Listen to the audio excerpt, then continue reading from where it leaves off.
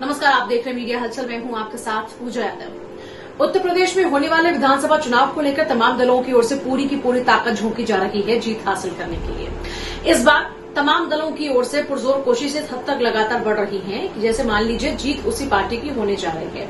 ऐसा हम इसलिए कह रहे हैं क्योंकि चुनाव के दौरान में आमतौर पर पार्टियों की ओर से तमाम जो दावे हैं वो कुछ ऐसे ही रहते हैं और दूसरी तरफ उनकी जो कोशिशें होती हैं उन कोशिशों के पीछे मकसद भी यही होता है कि जीत उन्हीं के सुनिश्चित हो। लेकिन जीत किसकी होगी तो जनता तय करेगी। फिलहाल तमाम पार्टियों की ओर से पुरजोर कोशिशें की जा रही हैं। उन कोशिशों में से एक कोशिश समाजवादी पार्टी ने भी की है। समाजवादी पार्टी ने कोशिश की है बसपा के वोट बैंक में सेंधमारी की। जी हाँ, आप सोचेंगे कैसे सेंधमारी, कैसे बसपा के वोट बैंक में समाजवादी पार्टी करेगी? तो बाबा साहब वाहिनी बनाकर देखिए एक नई विंग की स्थापना की गई है समाजवादी पार्टी में। बाबा साहब वाहिनी के जरिए दरअसल आप बखूबी समझ रहे हैं कि दलित वोट बैंक को साधने की कोशिश समाजवादी पार्टी के मुखिया अखिलेश यादव करते हुए नजर आएंगे।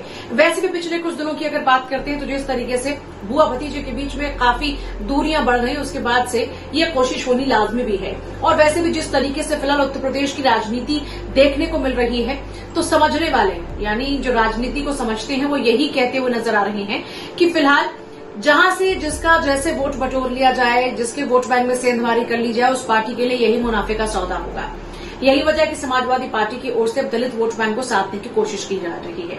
वैसे भी देखिए, आप बीजेपी की बात कीजिए, कांग्रेस की बात कीजिए, आम आदमी पार्टी की बात कीजिए, बसपा की बात कीजिए, समाजवादी पार्टी की बात कीजिए, तमाम दलों की ओर से एक दूसरे की वोट बैंक में सेंधमारी की कोशिशें अब लगातार परवान चढ़ रही हैं। इस बीच समाजवादी पार्टी की ओर से भी एक कोशिश की गई है।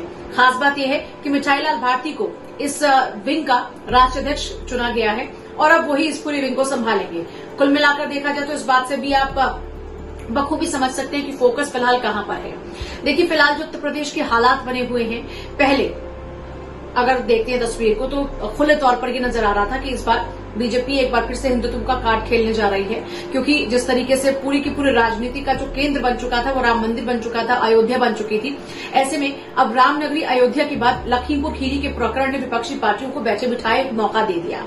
एक तरफ जहां तमाम विपक्षी दलों के पास में लखीमपुर खीरी प्रकरण के जरिए सरकार को घेरने का एक मौका मिल गया, तो वहीं दूसरी तरफ सिर्फ और सिर्फ फोकस में विपक्षी पार्टियों की बीजेपी नहीं है, बल्कि देखिए समाजवादी पार्टी इस बात को बखूबी समझ रही है कि बीजेपी को हराने के लिए दलित भी चाहिए, मुस्लिम भी चाहिए, हिंदू भी चाहिए और जो बाकी की कास्ट है वो कास्ट के मेंबर्स भी चाहिए। यही तो वजह है कि बार बार इस तरह की जो रणनीतियां बनाई जा रही हैं कि जहां से जितना वोट बैंक मिल जाए उतना मुनाफे का सौदा होगा। और इसी मद्देनजर समाजवादी पार्टी की ओर से बाबा साहब वाहिनी की स्थापना की गई है और दलित वोट बैंक में लगातार सेंधमारी की कोशिश की जा रही है बसपा की।